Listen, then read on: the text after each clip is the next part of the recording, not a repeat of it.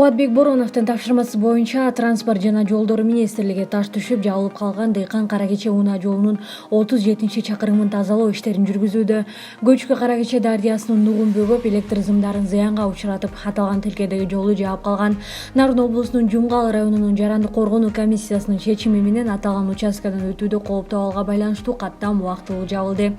Жаранды коргонуу комиссиясы жеринде иштеп жатат. Өзгөчө кырдаалдар министрлигинин маалыматы боюнча жалпы көлөмү болжол менен 900 000 метр куб таш аралаш жер кыртышы активдешкен.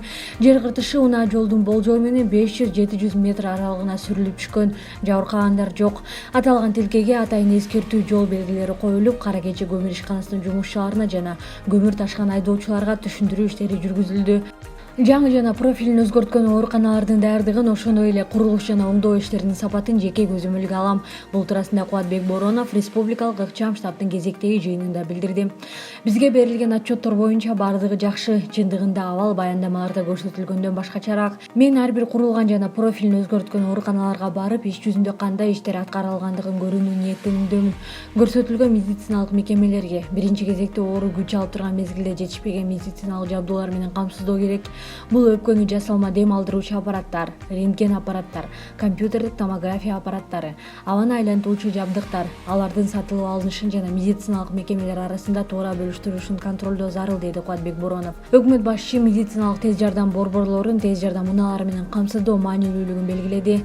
Пандемия күчөгөн маалда негизги көйгөй катары тез жардам унааларынын жана бригадалардын жетишсиздиги болду. Тактап айтканда, калктын көп бөлүгү жашаган Бишкек шаарынын болгону 38 тез жардам унаасы тейледи.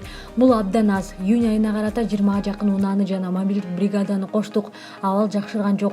Көптөгөн чакыруулар жоопсуз калып же медиктер чакырууга кечигип жатты. Ошондуктан шаар жана айылдарыбызды жетиштүү тез жардам унаалары менен камсыздоо маанилүү деп белгиледи премьер. Саламаттык сактоо министрлигинин маалыматына ылайык, жыл аягына чейин эл аралык донорлордун долбоору боюнча өлкөгө 115тен ашуун тез жардам унаасы алынып келинет. Алар аймактарга дагы бөлүнөт. Тез жардам унаалары менен камсыздоо маанилүү милдет. Буга катар аларды иштей турган квалификациялуу врачтардан турган бригадалар керектелет. Саламаттык сактоо министрлиги бул маселени чечиши кажет. Тез жардам борборлорунун жана медициналык мекемелердин ишин координациялоону жайгаруу зарыл. Тажрыйба көрсөткөндөй, көптөгөн тез жардам бригадалары шаар боюнча жүрүп, ооруну жаткырууга стационарлардан орун таба албаган учурлар болду. Мындайга жол берилбеши керек. Бардык тартылган кызматтардын өз ара аракеттешүү алгоритми тыкыр иштелип чыгышы зарыл, деди Кубатбек Боронов.